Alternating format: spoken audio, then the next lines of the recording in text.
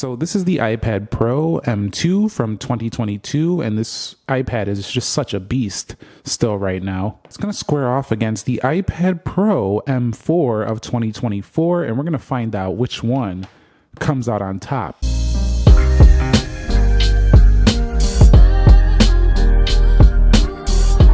Alright guys, so let's go ahead and begin this test with a boot up in 3, 2, go, and see which one can get there first.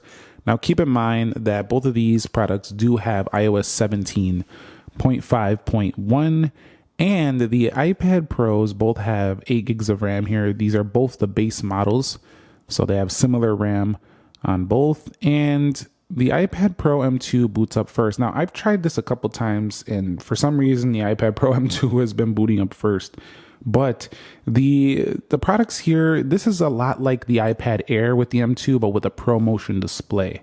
But you can see both of them have gorgeous displays. Just this one is just a little bit more gorgeous with the OLED. So confirming the software, you'll see iOS 17.5.1, iOS 17.5.1, Apple M2. This is the Apple M4. Both are on the ARM architecture. We do have 3.49 gigahertz clock speed over here, 4.41 gigahertz.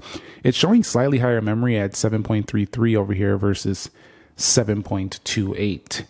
But overall, when it comes to these products here, they both do have themselves a ProMotion.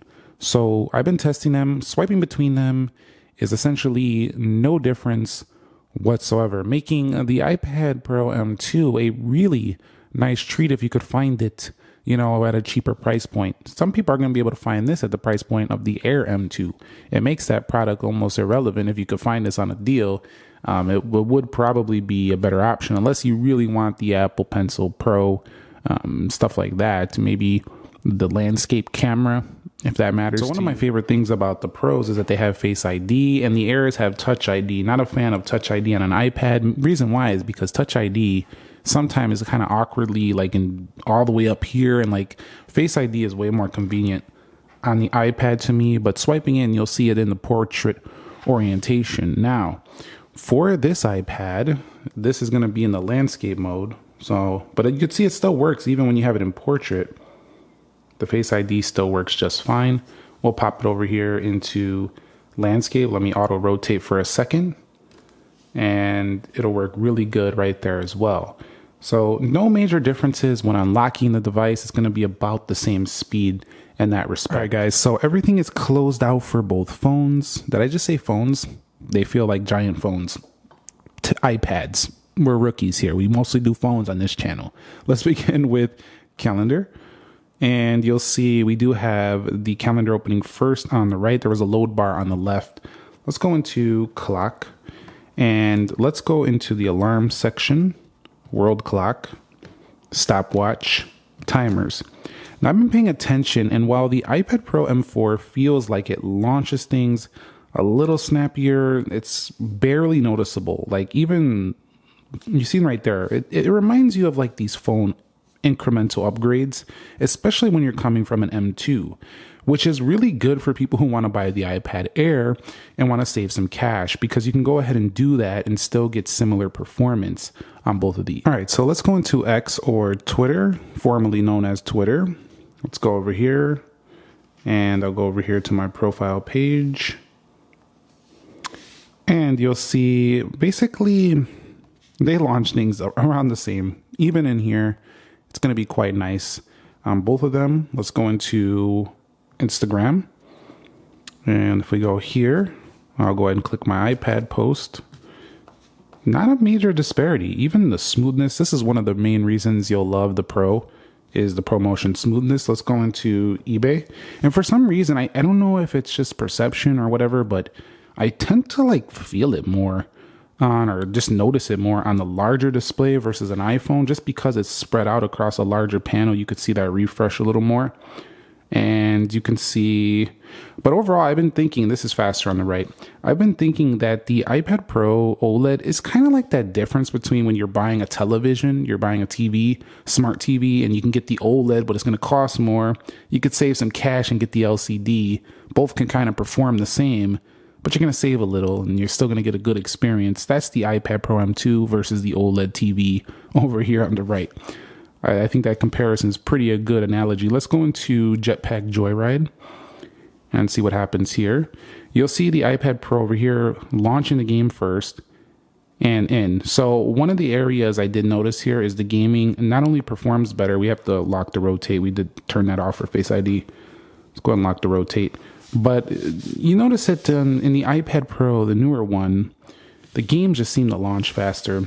And scrolling through on Groupon, no big issues whatsoever. Let's swipe up out of there. And so let's go ahead now and head into Amazon on both products. And you'll see, I think it might have been the iPad by just a smidge, just a little bit. Let's go into the Subway Surfers. There you go. See, look at this. Bang, you're right in. So improving on a product that was already blazing fast in the M2, the M4 takes it to the next level. Like 25% or so faster, 30% or so, like something like that is what I'm feeling. But it's, again, this is not life-changing stuff. I do feel like the experience is majorly different with the OLED though, especially for watching content and movies. It's far better on the right. The glare is even a little bit less. It's just a better display all around. However, some people like LCDs, including me. Like, I've been going back between these, testing them out, and I've been thinking, like, sometimes I like the LCD more. Sometimes I like the OLED more. Like, I like the OLED much more for watching content. Let's go into Free Fire and reading articles with images and stuff. But I love the LCD for productivity work because I just feel like staring at OLED for a while. I just want to do other stuff, consume media. I know that's kind of seems like a silly response, but the truth is the vibrant colors make me want to like do more media consumption. Over here, this more toned down display reminds me of my LCD monitor, if you feel me. Let's head up out of here and we'll go over to PUBG Mobile. And so I do think I might keep an LCD iPad around just for that, just for that purpose. Maybe the iPad Air is a good option just to have a nice lower priced LCD. That's why I like that they launched those with those LCD panels still. They call them ProMotion Super Retina panels. This is the Ultra XDR over here. And you see within PUBG, loaded faster on the new Pro as well. And I'm going to throw in Genshin Impact for this test. Let's go here. This one takes a little bit longer to load. I did notice, I did play these beforehand. The M4 plays it smoother.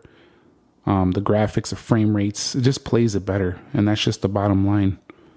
So you can see it's already loading this faster. And we're not going to play the full package. That would take too long. So we're just going to go into tap to begin, tap to begin. I'm just going to play the lighter version here.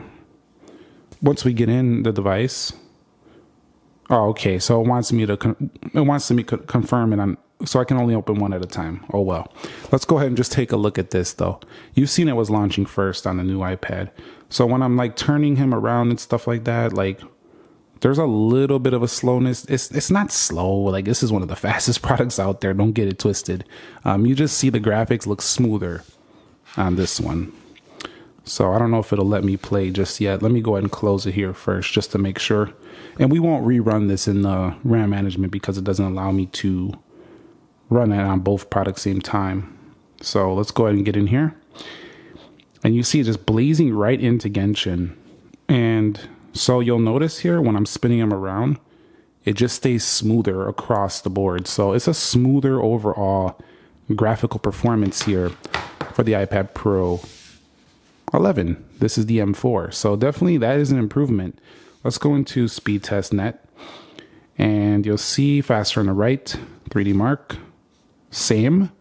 Geekbench, hold on. Let me close that out. Geekbench 6 is not actually optimized yet for this one. So the 11-inch over here, definitely faster on that. We'll go to iMovie and we'll go over here to Luma Fusion here. Faster on the right, even though I had some content in that one. We can go ahead and do it again just to see. Yeah, faster on the right, even with some content. I didn't have no content in this one, but it was still faster on the right. So overall, you've seen just a little bit of a leap, just like when I do my phone tests. The similar thing here. It's just a little bit of a leap in just launching apps and stuff like that. But but you've seen that it really started to pull ahead in the games. So, but the people, when you've seen these reviews and they're saying you really got to push it and use the games and the graphics, they're being honest with you. That's really what you got to do to really notice the difference. Otherwise, both of these day to day are blazing fast and buttery smooth with their promotions. So the M2 still has a very strong case for a good purchase here in 2024. All right, so let's go ahead and run through the apps, see how they do with the RAM management. This is an 8 gig of RAM iPad, similar to my 8 gig of RAM. Oh, we said we weren't going to open that one, so we're skipping that. Similar to my iPhone. And again, because a lot of things are forced landscape here, we do have to come back out, wait a second. And you'll see Groupon Jetpack.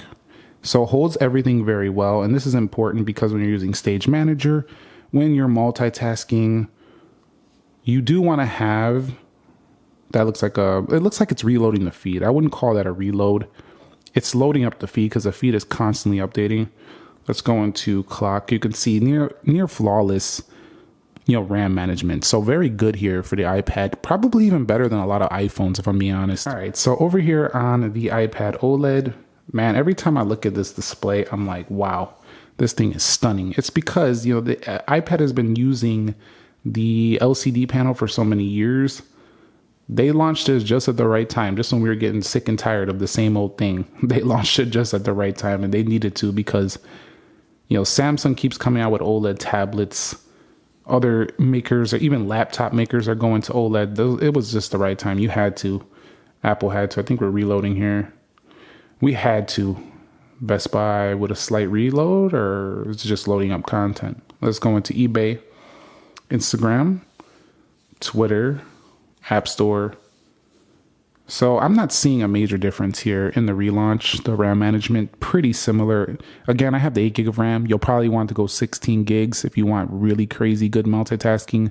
This is crazy good already, but it's going to be extra crazy good if you go with the 16 gig, 1 terabyte, but then you're almost at $2,000. So it's kind of high. So I definitely do think this is going to be enough for most people. And this shows me pretty much all I need to see to know how much faster my iPad Pro is. It's been done. Look at this. It's just waiting on them too. So you can tell already this is much more powerful just from this test alone.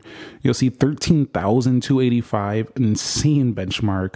Look at that, nearly 4,000 points more than this iPad. Actually, it's closer to like 3,500, 3,400-ish.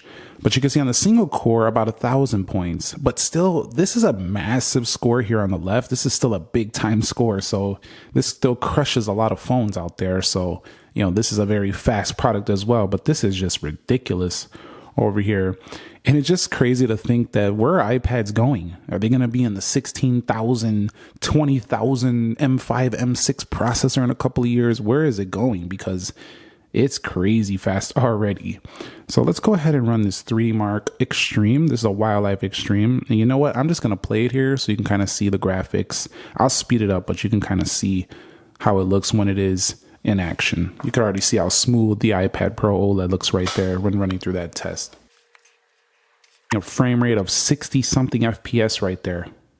That is a gaming monster. If you want to play like Resident Evil, you want to play like some certain games that really push it, that's going to be really good.